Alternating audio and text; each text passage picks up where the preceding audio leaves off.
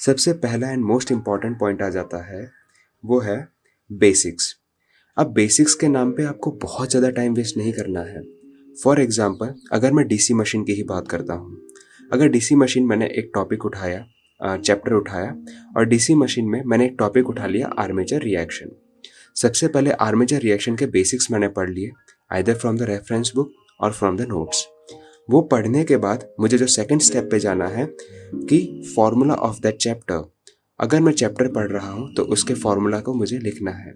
जैसे DC machine की ही बात करूँ तो आर्मेचर रिएक्शन में डीमैग्नेटाइजेशन का, क्रॉस मैग्नेटाइजेशन के जो फॉर्मूलाज हैं वो आपको एक पेपर पे, पूरे चैप्टर के जितने भी फॉर्मूलाज हैं वो एक पेपर पे आपको लिख लेने हैं।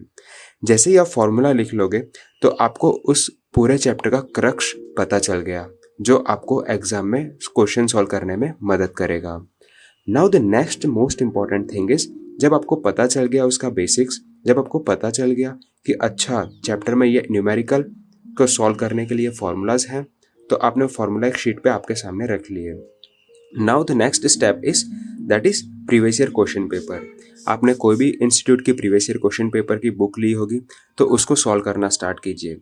नो डाउट इन दैट कि जब आप सॉल्व कर रहे होंगे, आउट ऑफ 10 क्वेश्चंस आपको 5 क्वेश्चन शायद नहीं भी आएंगे, तो उसमें आपको वरी बिल्कुल नहीं करना है। तुरंत ही आपको नेक्स्ट स्टेप पे चला जाना है, मार्क द ट्रिकी क्वेश्चंस।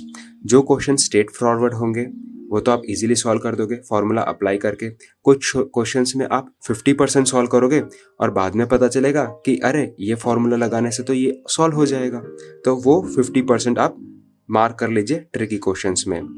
अब क्या करना है, आपने वो प्रोसेस कर लिया, उसके बाद द फिफ्थ स्टेप आता है आपका वर्कबुक एंड टेस्ट।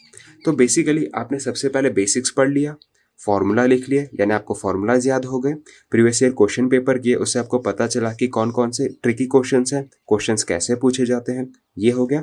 अब जब टेस्ट लगाने का क्या मतलब है, जब टेस्ट लगाते हो या वर्कबुक सॉल्व करते हो तो उसका मेन इंपॉर्टेंस आ जाता है कि जब आपने वो इनपुट ले लिया आपके अंदर, अब उसको आउटपुट तो निकालना ही पड़ेगा। तो जब एग्जाम में आप बैठोगे तो क्या वो जितना भी आपने पढ़ा है कि आपको याद आ रहा है कि नहीं आ रहा है, वो आपको टेस्ट से और वर्कबुक से पता चलेगा। Now the last and the most important thing जिसको आप मिस नहीं कर सकते, वो है इन क्वेश्चंस का रिवीजन, इन टॉपिक्स का revision, in basic formulas and basic concept का रिवीजन। इतना स्टेप आप कर लोगे, डेफिनेटली आई गारंटीड यू कि आप बहुत अच्छा स्कोर कर सकते हो गेट में। Thank you very much. जय हिंद, वंदे मातरम।